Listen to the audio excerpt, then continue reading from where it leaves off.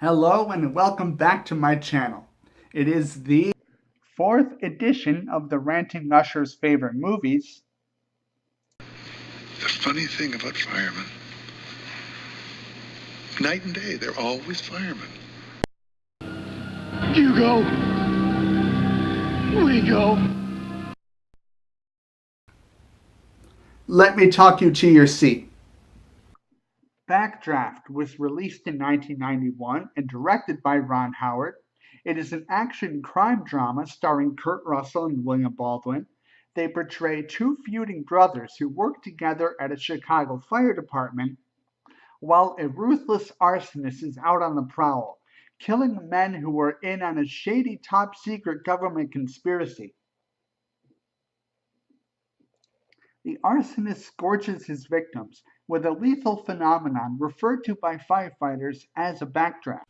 What this basically means is that the killer set up a fire in a room he knows his victims will go to, using the outlets to ensure the fire hides in the walls, lacking the oxygen it needs to breathe.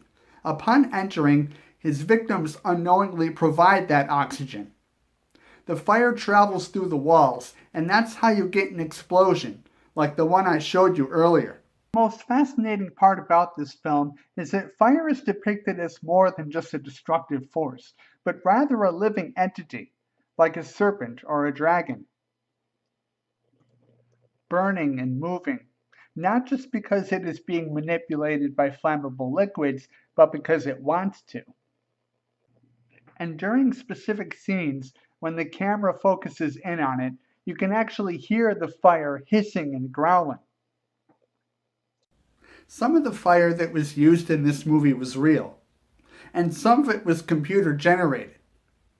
The special effects crew and those who worked on the set design did an amazing job of blending the two together. While there are certain scenes during the second and third act where the differences between the real fire and the CGI are easily distinguishable, the effects still hold up for the most part, even today. Director Ron Howard certainly doesn't sugarcoat the dangers of firefighting. He treats them very seriously. Ron Howard understands and has a great appreciation for people in that profession. Backdraft is a very sincere and brutally honest film. That, among other reasons, is why both the film and its director have been very well respected over the years. There is one scene, however, where Kurt Russell's character charges into a flaming bedroom. With his jacket wide open, he emerges unscathed with a child in his arms. That would never happen in real life, regardless of how endearing or how heroic it may have been. Clearly, this was exaggerated for dramatic effect. I'm not going to nitpick it to death. All I'm going to say is either you roll with it or you don't. Kurt Russell and William Baldwin are excellent as the two McCaffrey brothers who can't stand each other, but who are in a position where, despite how frequently they are at each other's throats, they have to learn to work together. They have to learn to coexist. Kurt Russell plays the bold risk taker, while William Baldwin is inexperienced, more reserved. There is a great dichotomy between the brothers clashing and those rare moments where they share a mutual bond. This dichotomy makes their relationship very compelling to watch and quite relatable. We've all had sibling rivalries after all. We also get stellar performances from both Robert De Niro and Donald Sutherland. While they are supporting cast members, their roles are absolutely crucial to a mysterious subplot that simmers just beneath the surface of the main storyline. De Niro plays the slow and methodical arson investigator. He's like a chess player who will consider his move for hours before he actually makes it. This is one of my all-time favorite roles of De Niro's.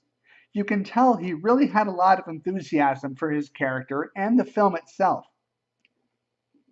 Sutherland plays a used-to-be arsonist who, in order to satisfy his own ulterior motives, offers cryptic clues about how to catch the arsonist presently at large, all while being permanently incarcerated. Sutherland manages to be existentially creepy in this movie without overstating it. That's extraordinary acting right there. Both Jennifer Jason Leigh and Rebecca De Mornay also give great performances in this movie. Both actors, Rebecca De Mornay especially, truly represent how difficult it is to maintain a stable relationship with men who are in such a dangerous line of work. The editing in Backdraft is so smooth and so fluid in the way the scenes bleed into one another. There is not a single scene that feels out of place. There is not a single scene that runs too short or runs too long. Composer Hans Zimmer delivers a soundtrack that not only captures the severity and the drama of the film's subject matter, but it expresses a strong sense of honor, a strong sense of purpose. Bruce Hornsby and the Range contribute songs that strongly complement the atmosphere and the characterization of the film. For all these reasons and more, on a scale of 1 to 5, 1 being a train wreck and 5 a masterpiece, I give Backdraft a 4.7 rating. Thank you so much for watching. Your viewership and support really means a lot. Let me know what you think about Backdraft in the comments down below. As always, click the thumbs up if you enjoyed the video. You are also welcome to share or subscribe to make sure you stay up to date with more great content on my channel, and I'll see you next time.